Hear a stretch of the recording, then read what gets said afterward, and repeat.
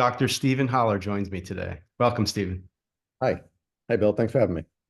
Yeah, great to catch up.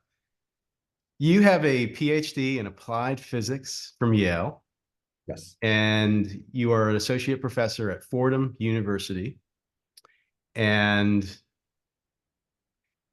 you teach applied physics, Physics and engineering physics is engineering. the department is physics and engineering physics. I do a lot of introductory physics courses for non-majors, but I teach a variety of different classes. Prior to joining the faculty at Fordham University, you were involved with a lot of private research. Is that right? With concerning lasers, and can you talk about a little bit anything Yeah. concerning So that? yeah. So when I got out of grad school, I joined a small company. I think it was number 4 or 5 in the company. And we were doing contract R&D for the government through the SBIR program. Um, Then after 9/11, I joined Sandia National Labs and spent about a year and a half there. It wasn't quite right for me, or at least right for me at that time. Um, it was a nice place and the good people there. But I think I spent 2 years in a startup and really got that bug. And about a year and a half after I got there, friends of mine had set up a company and they said, "Come on, you got to join us." And so I went off and I joined them and became, their third partner in the company with Novo Wave Technologies. And we were working on developing laser-based sensors for environmental monitoring. And so we built these laser sensors to do greenhouse gas monitoring, pollution monitoring. And we grew the company to a point where we needed help in the manufacturing and distribution of those instruments. And so we actually wound up exiting through an acquisition with Thermo Fisher Scientific. Which is a pretty big company, right? They are enormous. They are enormous. And so I stuck around with them for about another year and a half, and then I joined the faculty at Fordham. So Wow, that great. was in So that 2011. have they continued that work that you started there? Some of the work is still ongoing at Thermo Fisher, and some of it I don't think has been you know has gone very far. They did have instruments that they were selling, but I don't know. I haven't seen the latest in terms of what they're doing with it. Um, my partners, they left after a few years and wound up starting up a new company that has recently exited as well. But again, in that same space of doing, laser-based sensors for environmental monitoring. Particularly, they were interested in one of their big products was on methane sensing. Okay, yeah, that's a methane itself is an issue, right? Yeah, methane is a fairly potent greenhouse gas, worse than carbon dioxide, and so it's important. And so they were selling instruments to the oil and gas industry because you want to monitor those wells. Great. Tell us a little bit about Project Fresh Air.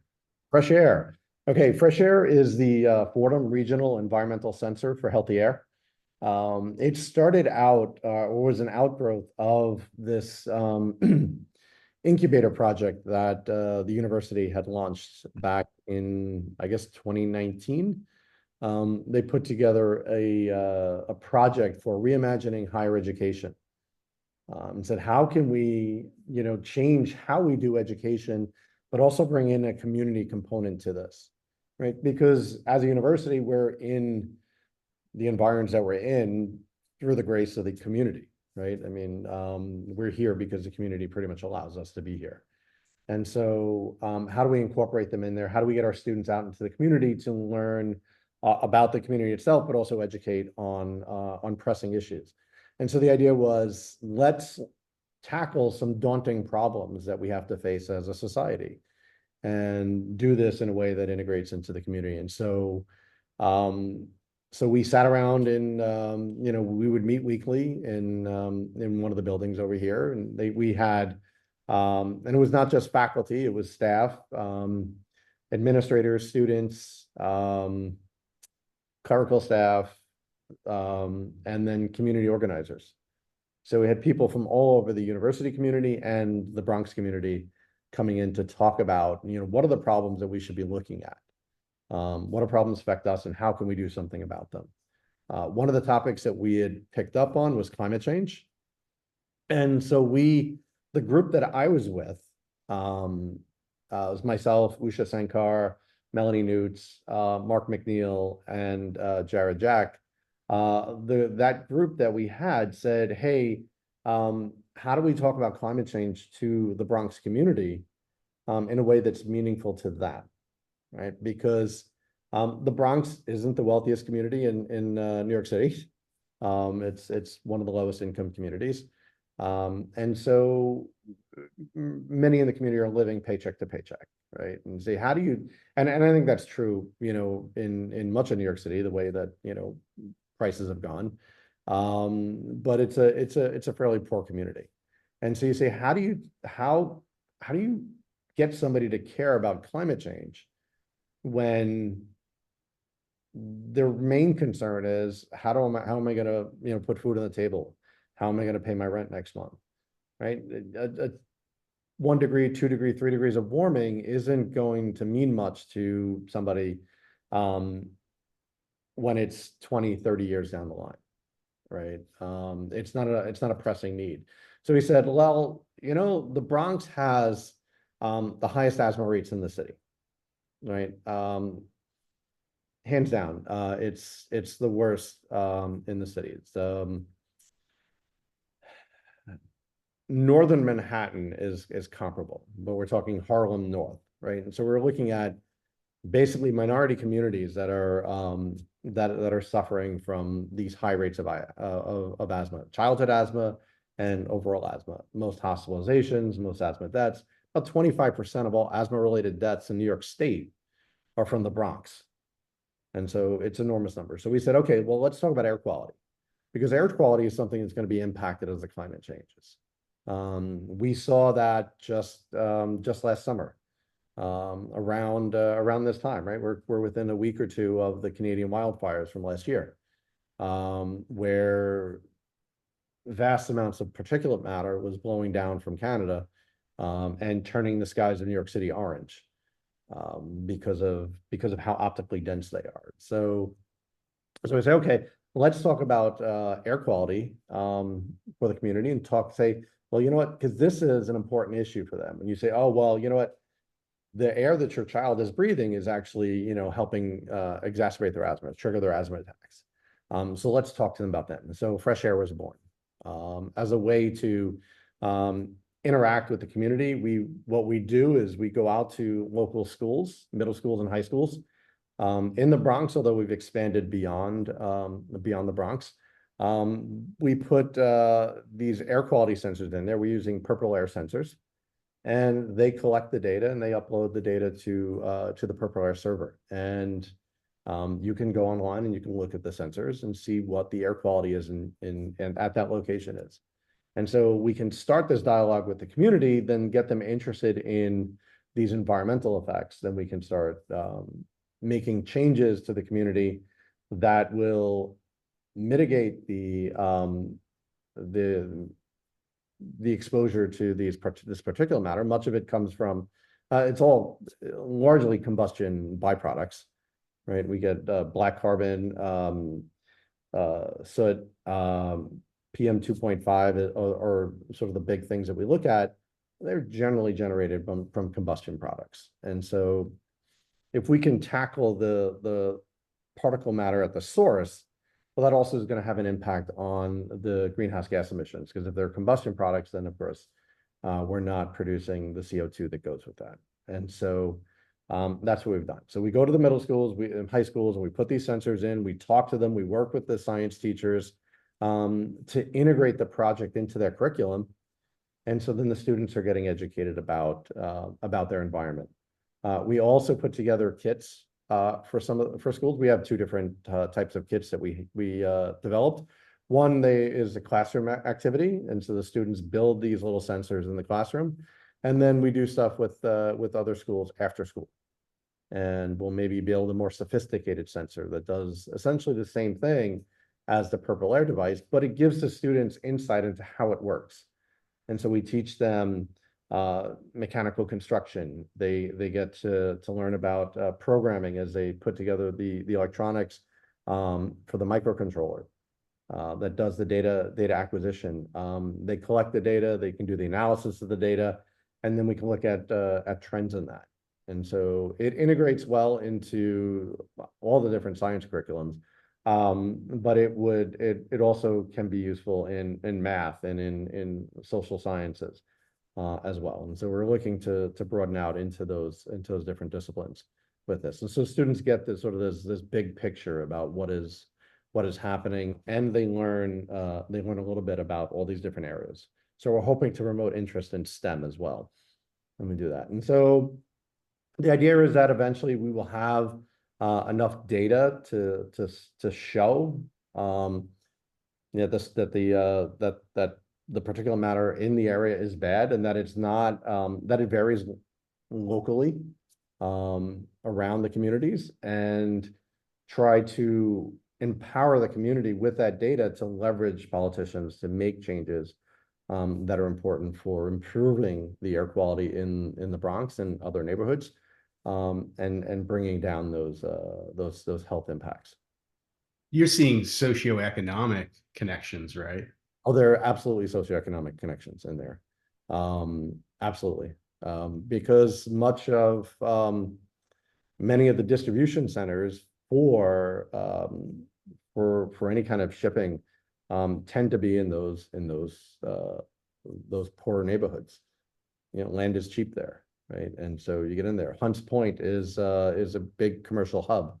A lot of large trucks come in, and then it's a distribution center, as all sorts of other smaller delivery trucks go out of that area. And so all of them are combusting, all of them are producing particulate matter, and it's affecting the neighborhood.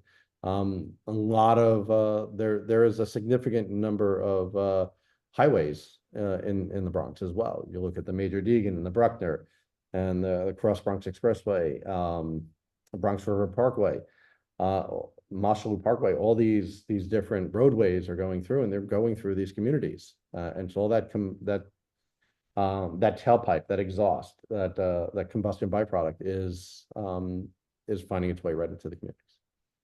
So automobiles, big industrial trucks, and then smokestacks from factories. Would that be? Yeah, power generation. Actually, one of the largest producers of particulate matter, and this is pretty much a citywide effect, is commercial cooking. So any commercial cooking that you're doing is actually producing quite a bit. You can imagine there's a lot of oil that's being used. And this would be like an industrial bakery or some sort of factory type.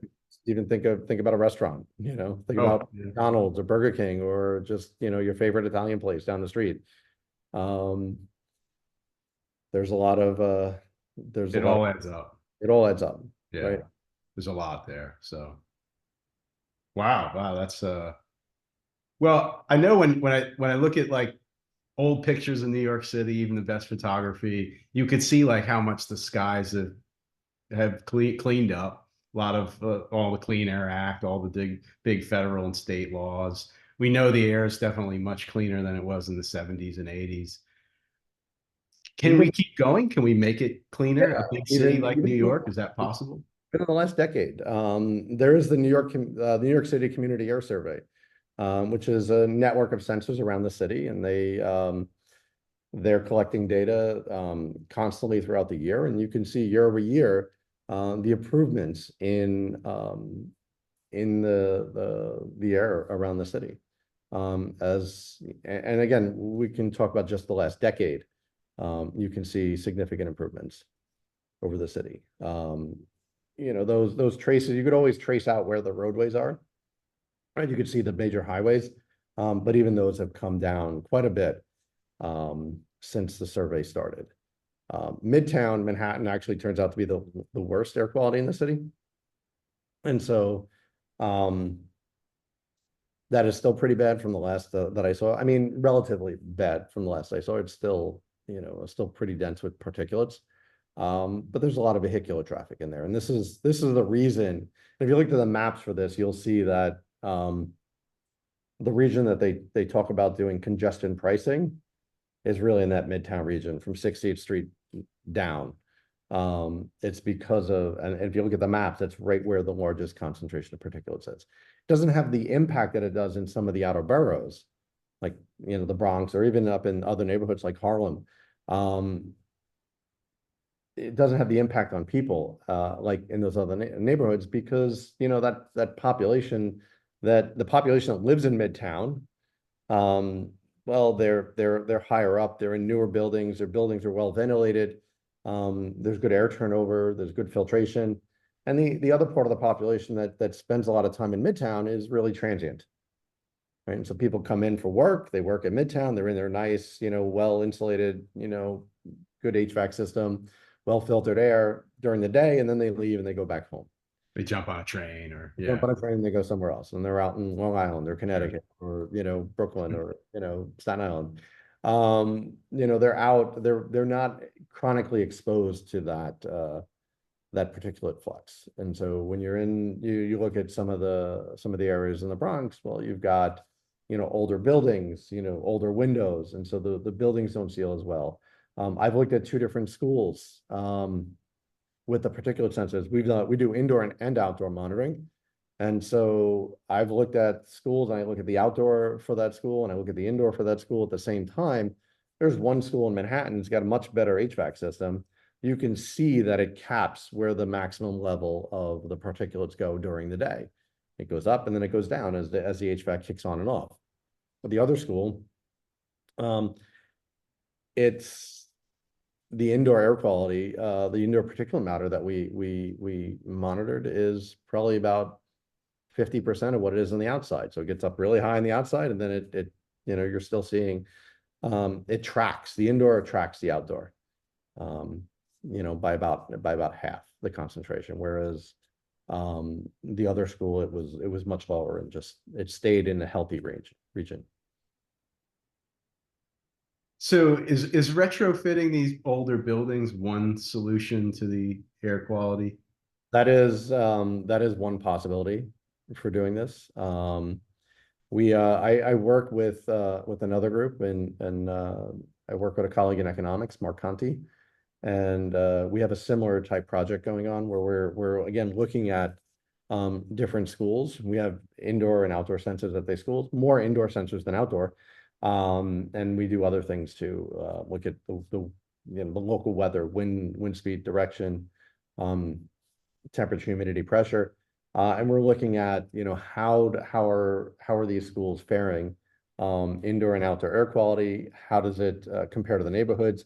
Or where are you relative to the sources of that pollution? How close are you to a highway?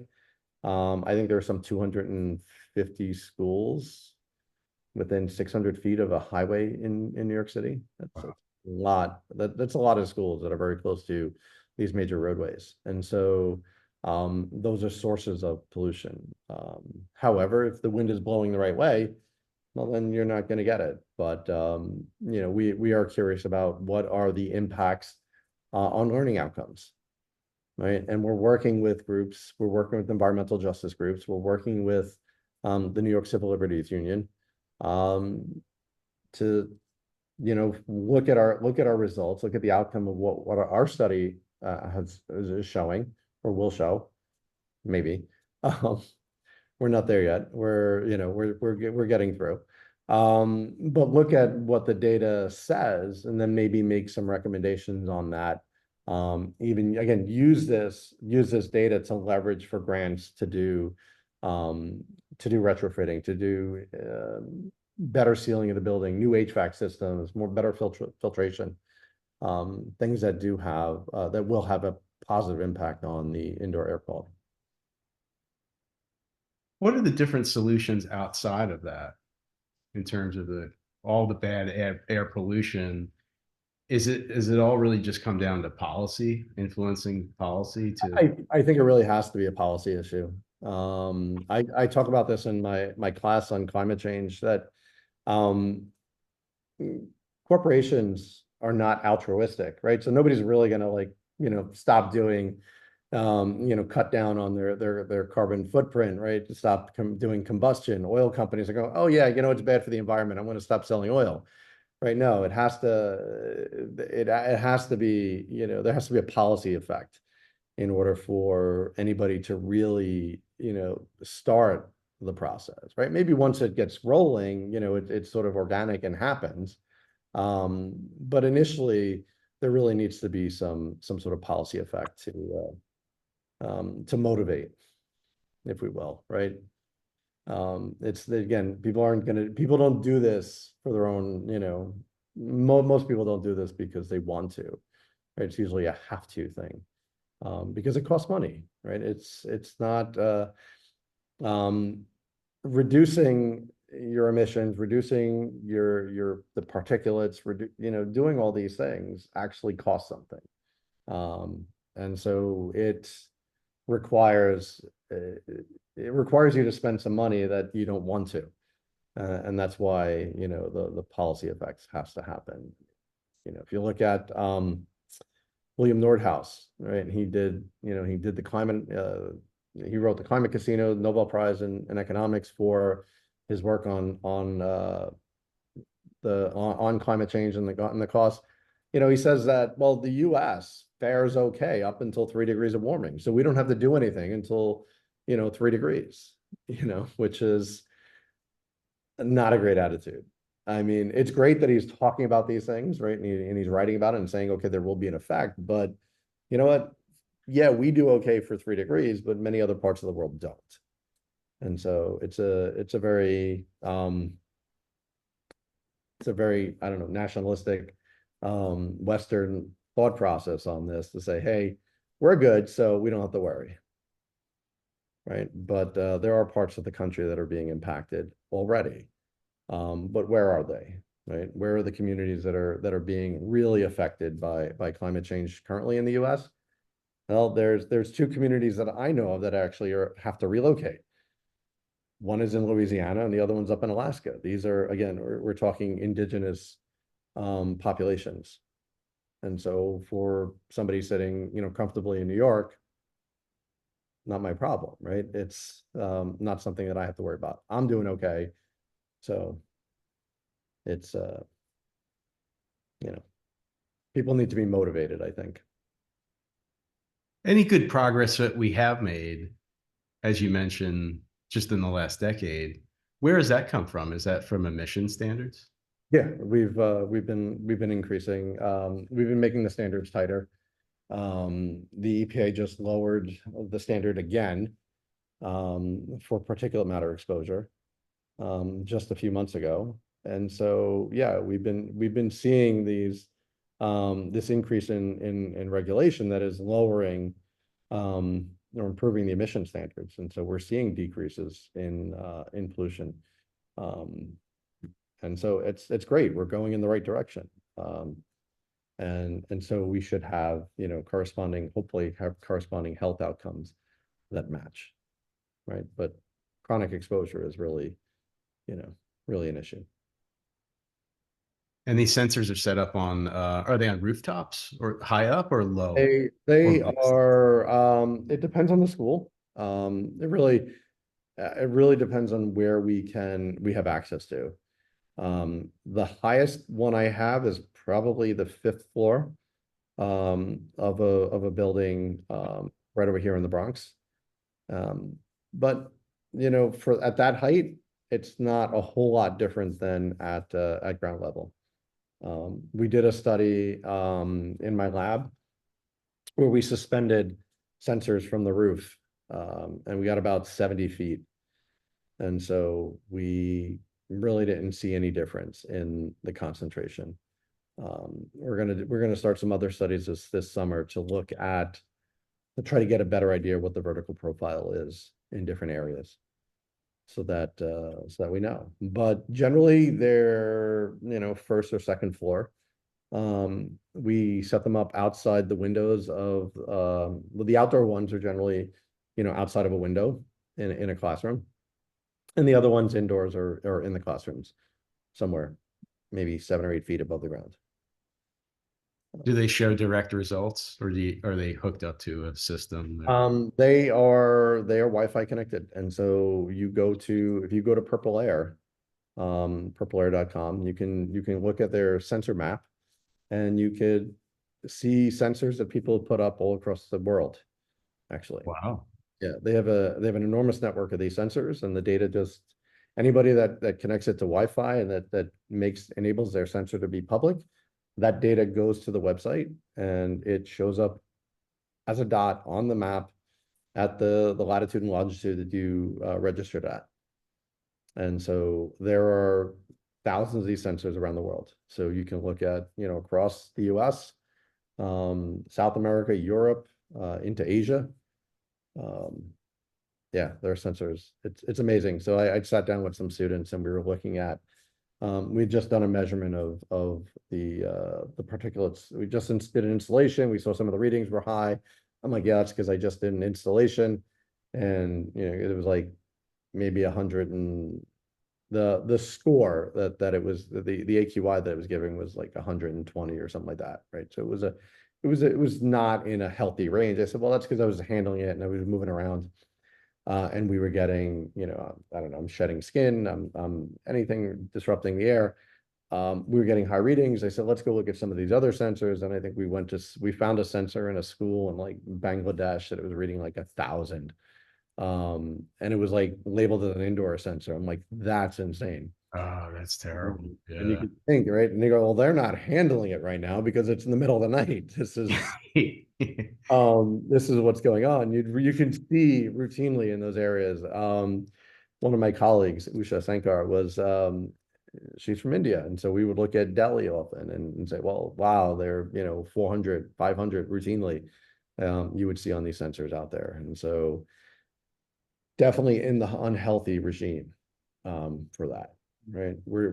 Our air quality standards are pretty high, right? And so we're not too bad here. So, by and large, if you look around the country, you'll see, mostly a lot of greens and yellows, some oranges here and there. Occasionally, if there's, fires or something going on out in California, you'll see, the big strips of them light up red. But by and large, we're not too bad, around the country. Uh, which What do is we do about other nations out there, other parts of the world that have those high levels? Well, these are measuring particulate concentration, so that's more of a local phenomena.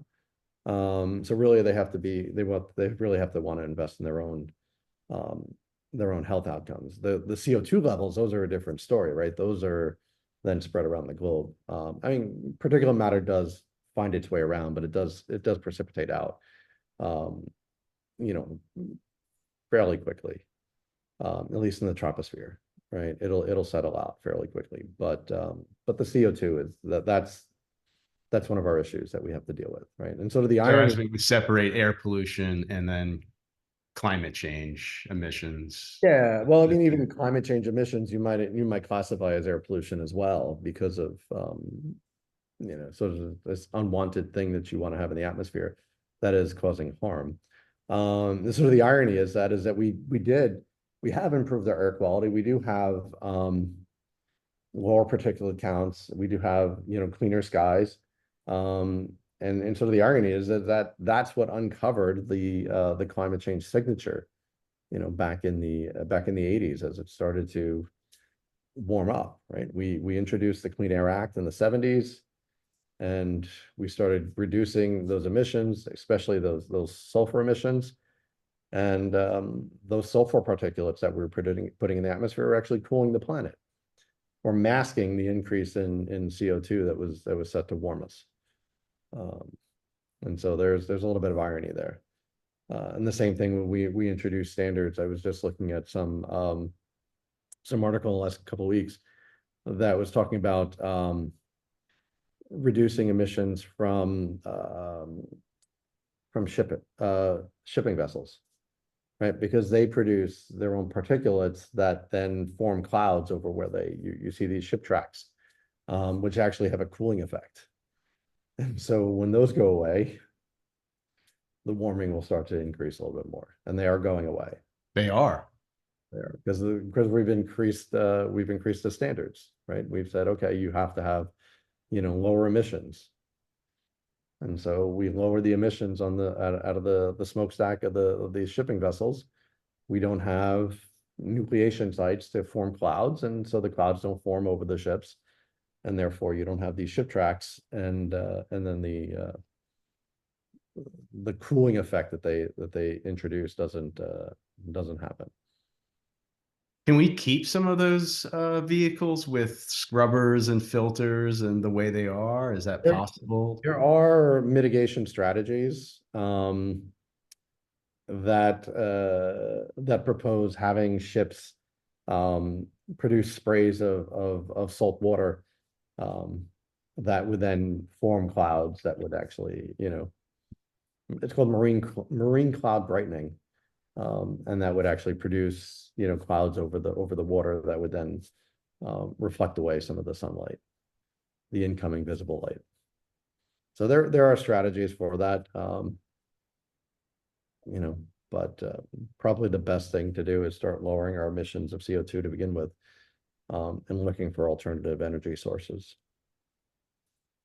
What would those look like? Would that be solar, wind, geothermal? Mostly, yeah, wind and solar would be the best. Geothermal happens. We have tidal resource, Wave tidal, right? tidal technology on the coastlines, depending where you are. So there's a number of different strategies there. Are you hopeful? Have to be. Yeah, no, I think you're seeing a change. You're maybe not seeing it on a political level in some areas, right? There's a lot of rhetoric that goes back and forth. I mean, Florida has just done their thing again, right? By scrubbing climate change from every government document. I'm sure the same thing will happen if Trump is reelected. That will scrub that again. But um, again, it's the financial motivation, right? The general population is starting to pick up on this more, that is an issue, and they're getting affected more. And so then there is some pressure on corporate entities to do stuff better, or corporations are marketing differently, where they want to say, "Oh, I'm green," and they start to do things, and that's where it's really going to, I think, really pick up and help out. But again, it has to hit the bottom line, whether it's through regulation or consumerism, right? If it doesn't hit the bottom line, then the company is not going to do anything to do it. How do we contend with distrust of science these days? There's a bit of a trend there, and Yeah. kind of a distrust of authority in general sense, expertise, Yes. in science and medicine. And we've seen it with climate change. We've seen it with vaccines and medicine. Yeah, COVID really did us in on that one too. Uh, Mhm. yeah, I don't know if I have an answer for how do we deal with that, um because the internet provides everybody with a resource for whatever they want to hear.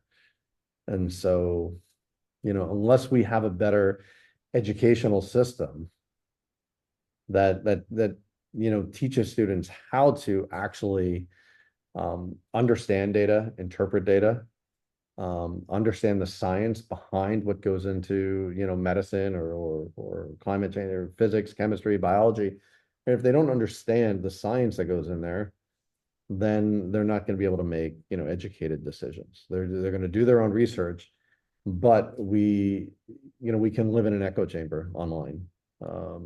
We can, if there's any viewpoint that you want to have, you can find supporting evidence online somewhere. And so it's really fixing the educational system from the ground up, from grammar school, from elementary school up. There's even a distrust of the educational system, right? We see Of that teachers, yeah, sure.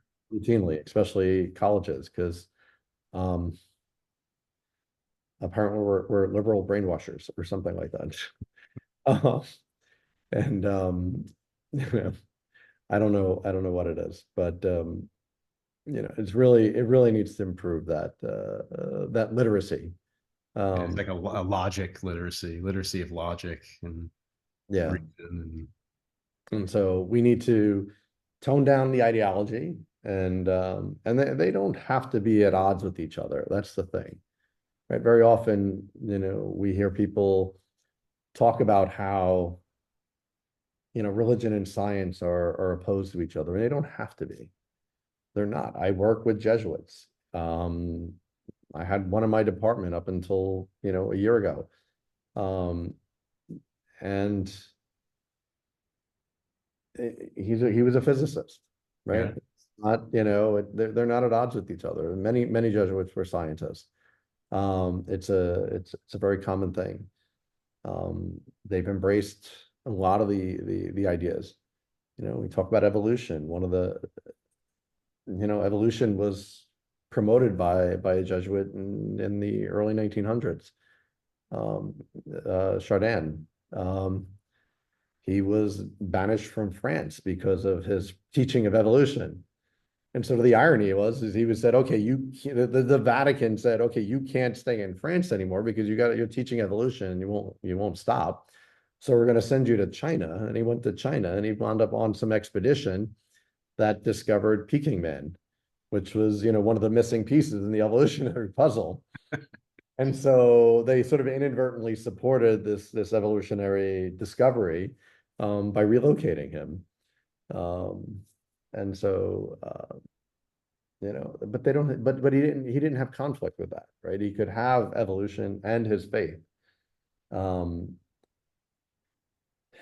and found a way to reconcile the two, right? So we don't have to have it's ideology that's driving a lot of what we're doing. And they don't need to be at odds with each other. Besides the air project, what else are you working on right Trying to get more sleep. now? No, the air project is the biggest one that's been taking up my time. I do have some sensor projects that we're trying to work on. I do work with biology. We're working on, trying to develop a sensor for HPV detection. Looking at new ways to do that. HPV obviously is one of those viruses that is cancer causing, right? It leads to cervical cancer and head and neck cancers, right? So those are two of the big cancers for that. So we're looking at ways that we can do that. Hopefully, to get to pick up on that project this summer.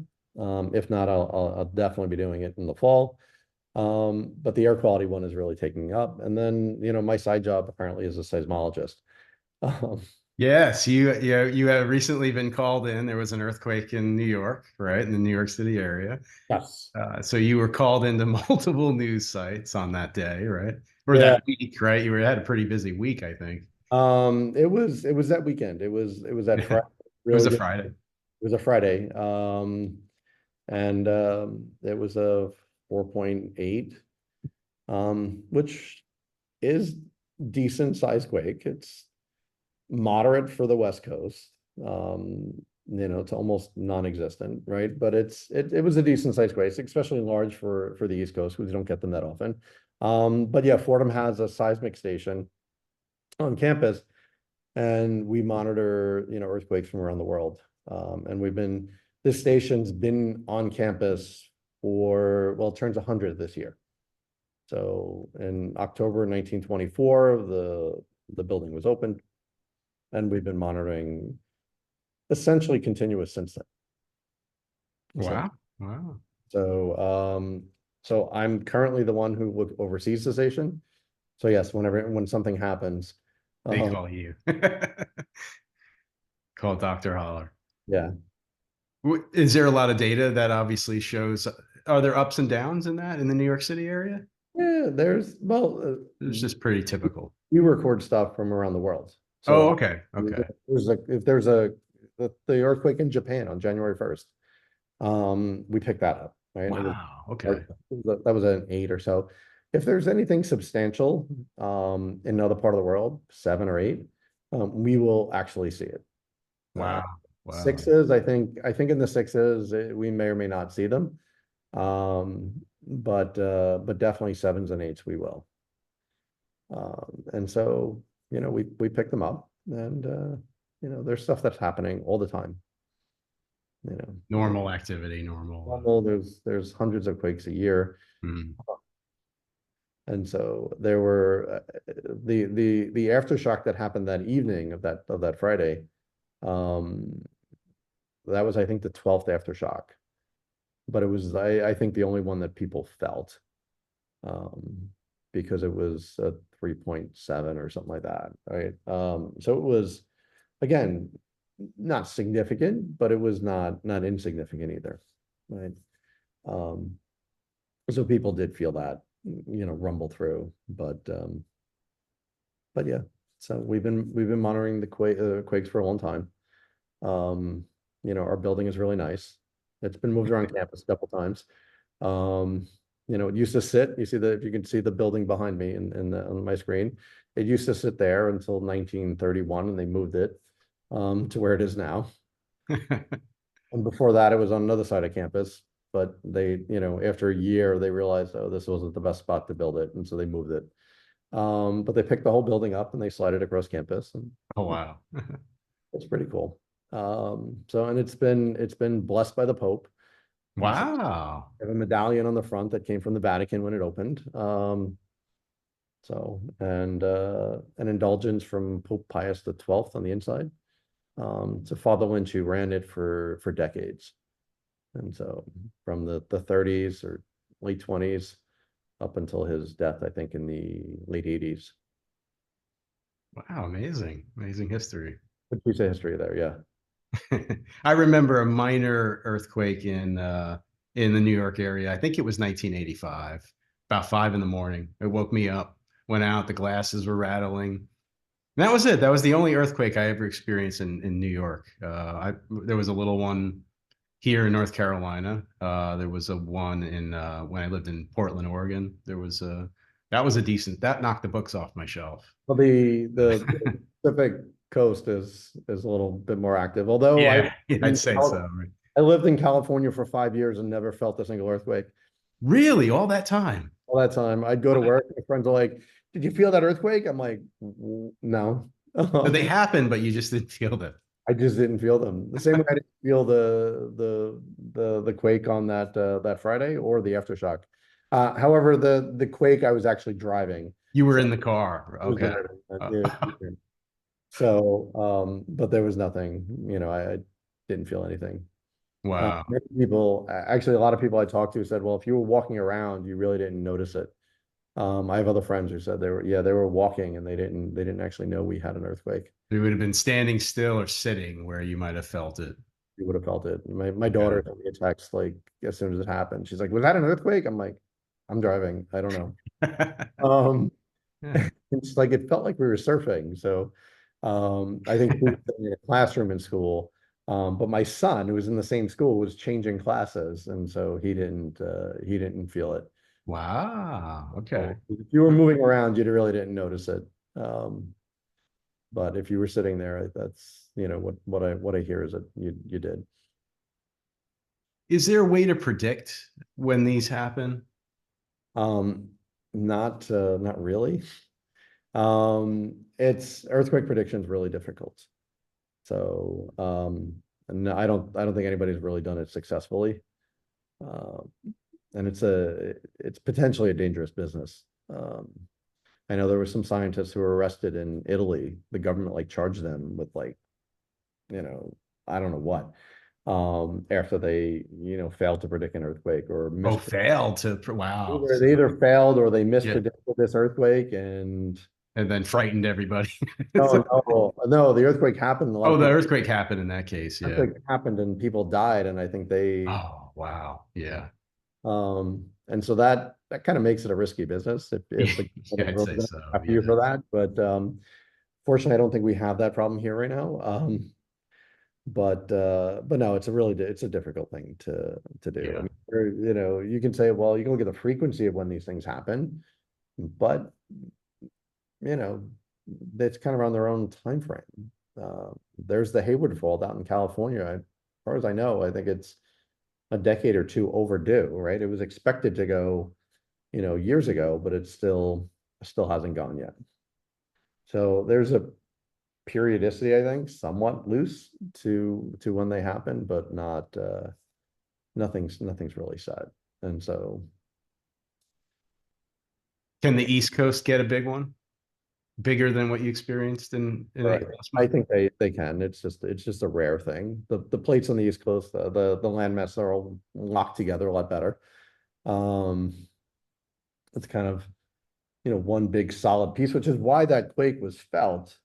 The one in New Jersey, back in, I guess it was April, was felt up in Boston. There were people in Boston who felt it. I had a friend of mine in Lancaster, Pennsylvania, had texted me and said, "Hey, I think there was just an earthquake." I'm like, so it range. I mean, think about that range, but the plates, the rock is very dense and it's all packed together really tight, and it's not really, um, we have fault lines. There are fault lines all over the place, but we just happen to be more stable.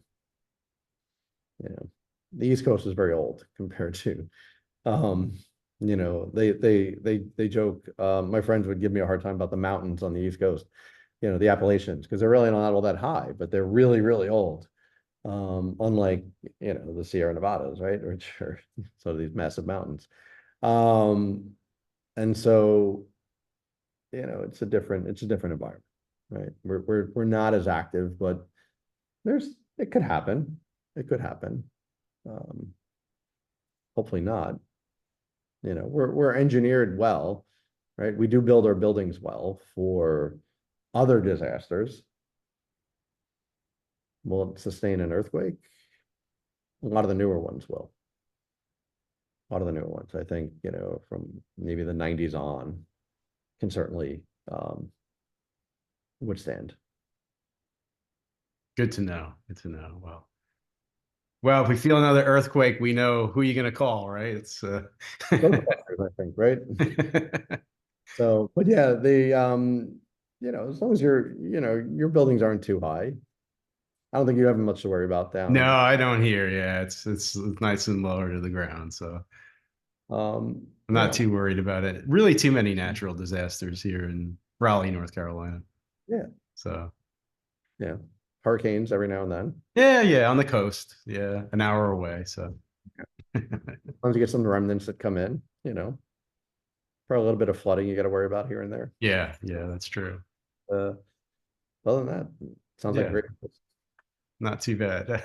great. Well, thank you for taking the time today, Oh, no Dr. problem. Stephen Holler. Pleasure to have you.